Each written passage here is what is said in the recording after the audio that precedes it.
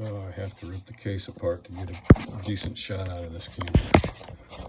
Okay, so I'm sitting here thinking about,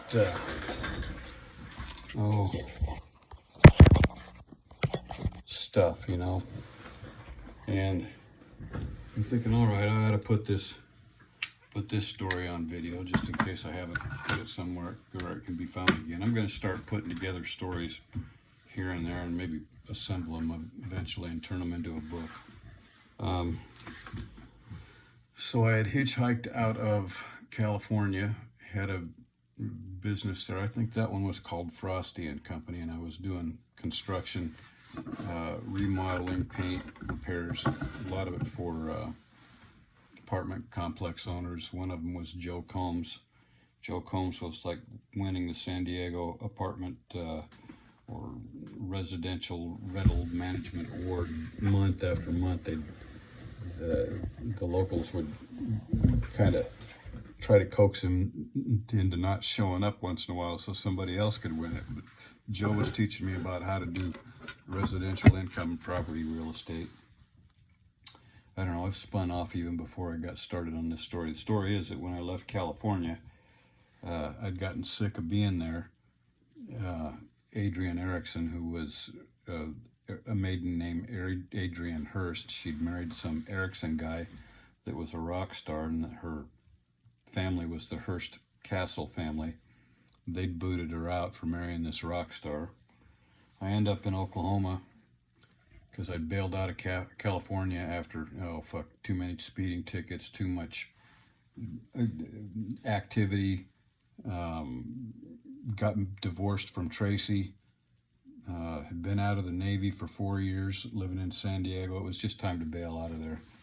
Left all my stuff with a woman named Terry, and that was an assumed name. That's a whole nother story. She claimed to have been running coke out of Mexico for Ronald Reagan and got scared and went underground and changed her name. Who knows if that story's true or not. Anyway, I had her drive me up to the California border, and I hitchhiked to Oklahoma, and I left her with my pickup, and there were some bills to be paid at a couple of retail stores that I had tabs run up on, but there was enough money coming in and tools to be sold and a truck to be sold. I just told Terry to just sell everything and pay off the bills, and she could keep the rest. Hitchhiking to Oklahoma, that's a whole nother story. But I got there, Mom wanted to start a grocery store. The grocery store didn't go over very well, so started selling packaged beer and turned it into a beer joint. Couldn't do a liquor, like an actual bar or nightclub, because Oklahoma requires private club license and memberships in order to do something like that. Might have been a better idea. But anyway, the beer joint went real well. After a while, a couple of guys in town, Odie and some other guy that was in Stilwell. I was 15 miles out in the country. Stilwell, Sheriff's Department, Judge, DA, they were all in on this shit. Had a good business going for a while.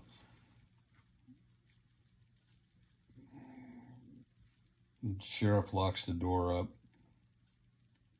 Fuck, I spun off and forgot where I was going with all of that. Well, anyway, these guys, a couple of them that had beer joints in the area or clubs or whatever, they were vying to get me to go out of business because I was costing them money. They'd been treating their customers bad, and my place was just jumping. I mean, I was pulling people in from Texas and from up out of Michigan, and I think some guy from REO Speedwagon stopped by. Some guy from another band out of Texas stopped by because he'd heard what a good job I was doing of making this beer joint go. And Billy Lawson was a guy who was in Vietnam and apparently a tunnel rat and full-blood Cherokee. To me, he was a nice guy. I always enjoyed his company, and we'd set up late nights after the bar had closed and shoot the shit. And I'd ask him about his experiences in Vietnam, and he wouldn't talk about his current lifestyle. Word was that he was doing hits for the mob in LA and New York City and Atlanta and Chicago. And well, I'm kind of getting out. Well, no, I'm not getting out of order. Some guy showed up in a pickup truck one day before they shut the bar down. The judge wanted $5,000 for extortion money, and the DA sent the sheriff out, and I had a pissing match with them, but they locked the doors up and closed the bar down. But before that, some guy came out and tried to buy my place for, oh shit, I think he said $3,000 or $5,000. I forget which at this point. And he was some black-haired guy with a dark-looking beard. He'd be the kind of guy that you'd say, yeah, this guy was Satan, and you know, he was kind of hardcore. Come out and was saying, yeah, so I was going to have to sell my bar for, I'm going to say $5,000. I'm going, yeah, I don't think so. And after a little negotiation, I said, I'll tell you what, here's the deal, is I'll sell you for 25, because it was like an old concrete block building that had been used for an auction house that I took slab wood and built a couple of benches and a couple of cable reels to make tables, and had some pinball machines, a couple pool tables, and built a bandstand out of slab wood, and had bands out there 3 nights a week. The place was jumping and hopping. It, you know, it was pulling in traffic from different states. But anyway, this guy comes out and he's wanting to get me to sell and telling me $5,000, and I'm going, I'll tell you what, here's the deal. I'll make a deal with you right now for $25,000. Shit, I didn't have much invested in it. It was just all leftover stuff in a cheap ass old auction building that nobody would come out to the auctions for anymore. Mom wanted to have a grocery store there, and it didn't work out too well, so I had to make some money.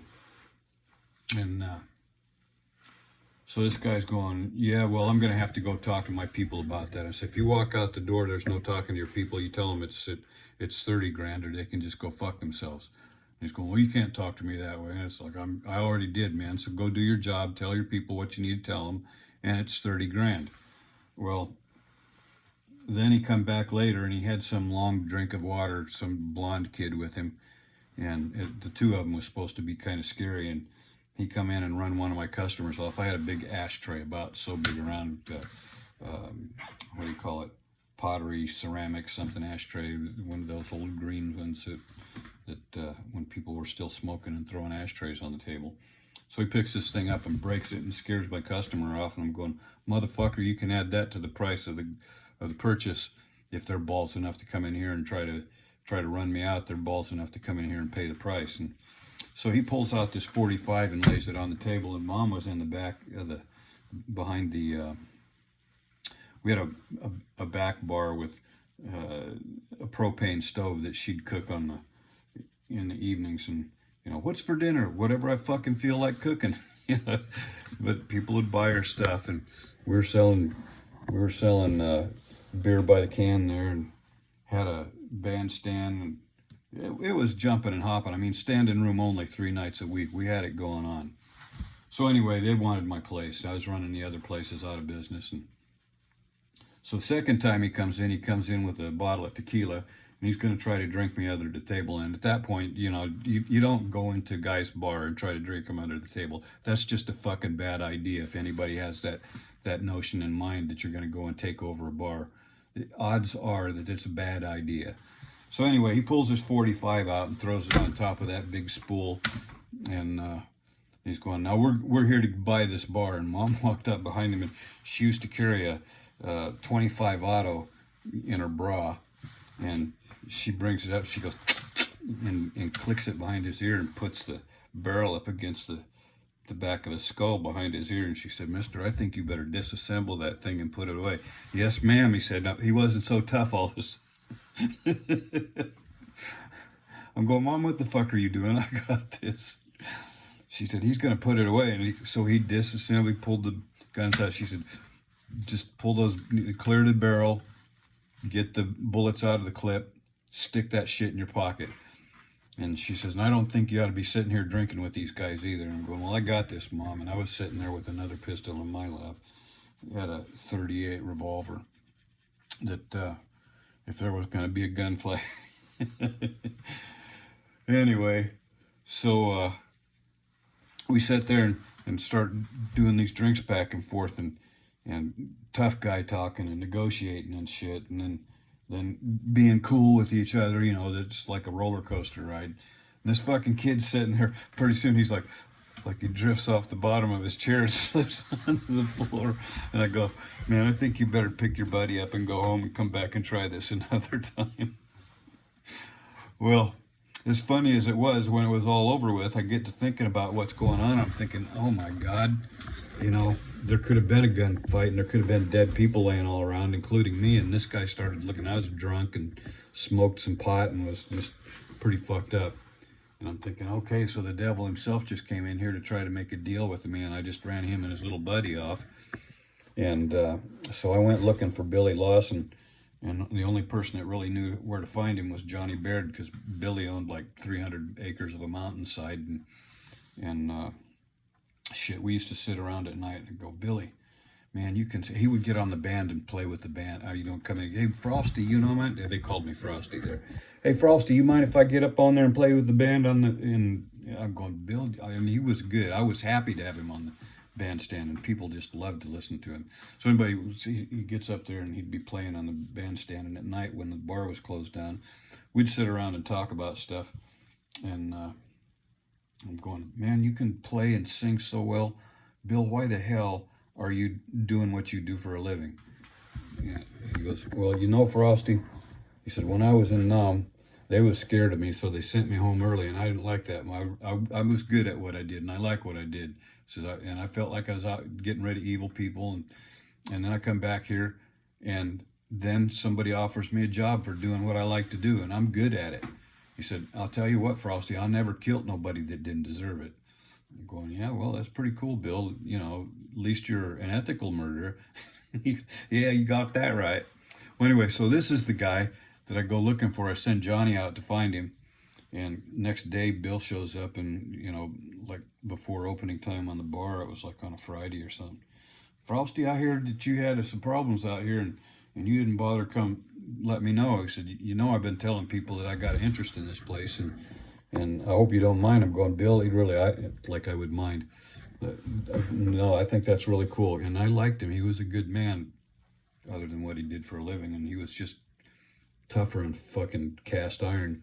So anyway, Bill is, he's going, so I hear you had some problems out here. And I told him the story about the guy coming and trying to drink me under the table. He said, you know, I've seen that guy's welding truck, and I've seen that blonde-headed kid around too, and I know right where they're staying. He said, I'll tell you what, I'll go find them, and you won't have to worry about them coming around. I said, Bill, that's all I need to know. And then last I heard, they were gone. And I don't know where they went, why, who, how. But Bill said I didn't have to worry about them coming around again. They didn't. Well, then a couple weeks later, the sheriff comes out and locks up the door on the bar. That's when they announced that they wanted the $5,000 extortion money. And I told them to pack sand and go fuck themselves. And, you know, they'd allow me to stay in business, and apparently the judge was in on it. I went into the sheriff's department, and the DA was in the other room.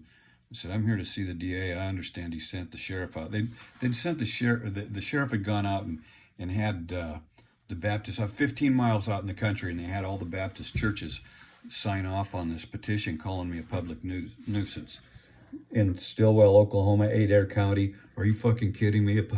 There's no such thing as a public nuisance unless it's a political thing.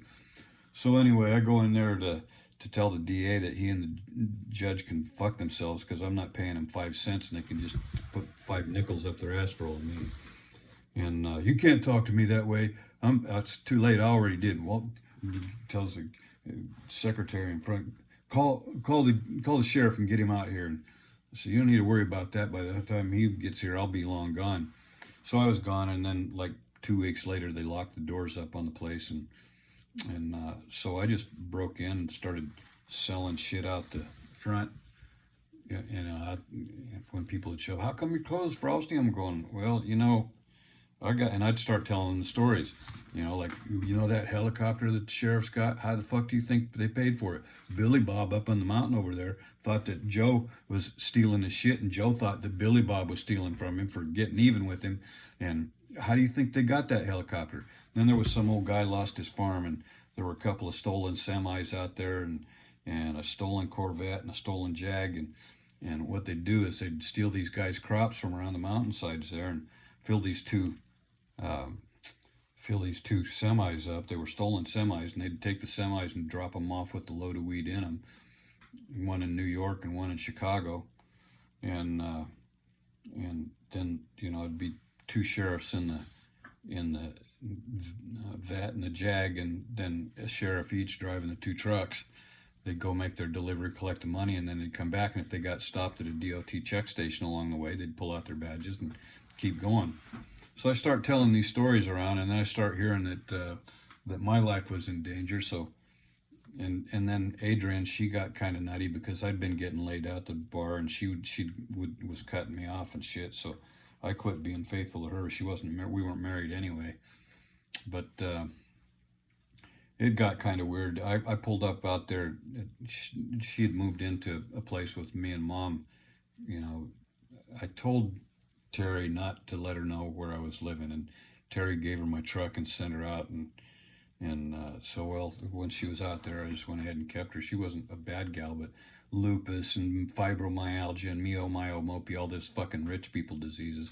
She was intelligent, could speak several languages, and had toured Europe when she was 14, shit like that. What the rich people do.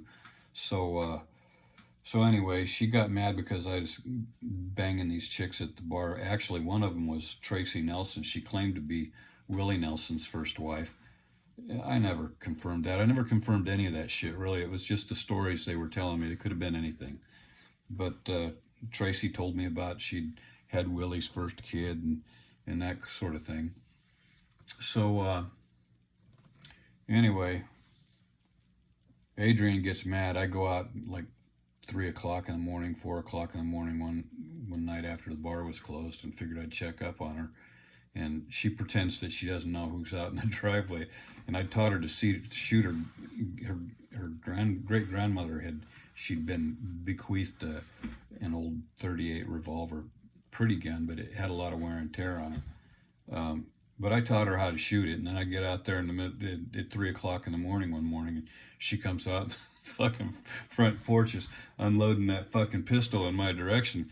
I jump back in the truck, and a couple weeks later, she shows up at the bar and sneaks in at the early o'clock in the morning. How the fuck she got the key, I don't know, but she sneaks in at early o'clock in the morning, and I'm sleeping on a pallet on the bandstand, fucking old Tracy, and Tracy was, wasn't there for much longer. She claimed to have lupus and was having her last big hurrah.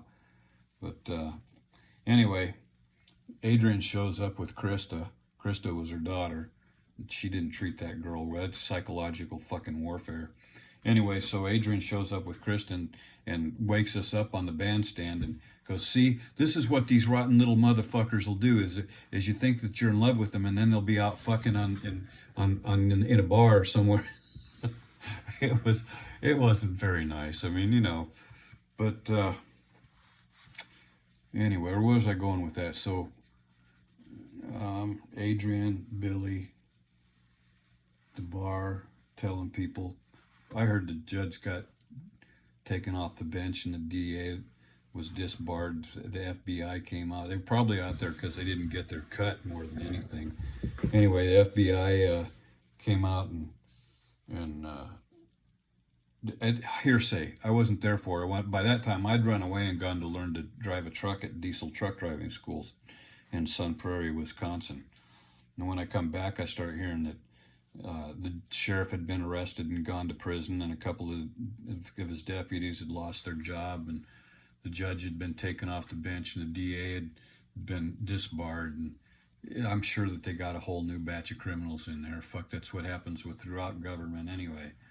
But I don't know. I'm sitting here tonight kind of missing Billy. He was one hell of a... Apparently, hearsay, stories, I'd heard that this old lady came in and caught him fucking her best friend, or I don't know. Billy had blacked her eyes a couple of times, blacked his old lady's eyes a couple of times. So, she must have been having kind of a rough time of it. But caught Bill fucking either her best friend or her sister or somebody, and took out a 45 and emptied a clip in his head, and that was the end of Billy. Everybody else in the fucking county and the state, for that matter, was afraid to go even think about going after him, because that son of a bitch was a mean motherfucker. She got the jump on him and took him out. I heard that she didn't have to go to jail. Again, all hearsay. But, you know, while I'm sitting here thinking about stories and mixing folks, I figured, oh, and Johnny Baird, what a hell of a guy. I sure did like that guy. And Reba and Russell Morris. Reba's still alive. Russell was pretty cool. We used to go out and party together. And there was this old guy that was Narcissa Dudley's brother. We used to go out drinking and driving together. Brother something. She was never related to him somehow. That whole thing starts back when I was 8 years old, 7 years old, 6 years old. Mom was in and out of Oklahoma a lot for most of her life. And you know, during that time, she said it was the Cherokee Mafia that was the ones that were living all over Bell Community. And you know, we were little towhead white boys running around there. Cherokees didn't like white folks much for some reason, you know. Not that I blame them, you know. I don't blame them at all, really, all the stories that you hear about it. But Narcissa, they called her Dump, and her brother Albert Ward, they were kind of like the matriarch and you know, the underground authority of the neighborhood sort of thing. And Mom was her goddaughter. So we were able to live out there, and Mom was hauling furniture for the Cherokee Mafia, and that's how she was getting by at that time. And it was a big adventure. It was a big adventure. Dump's brother, we were out hitchhiking. I was 8, and Ed was, 6, and Mark was 5. Hitchhiking around the community out there. A lot of people knew us. We were hands off, even though that we were little white boys, just because of the connections. But we'd be hitchhiking around the countryside, and her brother picked us up. Wanted to play cowboys and Indians, and he was, you know, it's like, let's play cowboys and Indians. And we thought that was really cool, and we started wanting to know where we were going to get our pistols. And he was full-blood Cherokee. Well, no, I always have to be the Indian. I want to be the cowboy this time. That was cool with us, you know. So we're going, ooh, running around the truck, and he's chasing us, and he pulls out got some kind of revolver. I don't know what the caliber was, but, you know, he pulled us out of his glove box, and he was being the cowboy, and we'd pop our heads up on one side of the truck, like on the driver's side, and he'd be over on the passenger side. And then when we duck, he'd fire a couple bullets across the top of our head. We thought that was just cooler than shit. And Dump's sister to this guy, I don't remember what his name was. Ed would know. Ed was there. Well, anyway, so his sister comes out, and she's just madder than hell. A couple days later, Dad's there. Apparently, I hear later that people didn't know where Dad was, but Dump could find any fucking buddy. You know, she was connected. And a couple days later, Dad was out there with his Charger. It was like I don't know, what was it, a 67 Charger or something. It was a brand new car with a slope back, sky blue, back seat laid down. And we laid in the back of the car while we drove from Stilwell, Oklahoma it was an all-night drive. Dad took us to Albuquerque, New Mexico, and dropped us off with his sister, Aunt Evelyn, and Uncle Harold, and Peggy and Anita and Dwayne, and Teresa was still alive then. Denise. Had a lot of good times there. That's the first time I ever rode a motor. It was a Vespa motor scooter. Later, Dad got us a Honda Trail 90 and turned us loose in the Manzanos Mountains out behind behind Belen. Where did all that start? I was thinking about Billy Lawson and those old times. Anyway, so there, now I've got that on tape.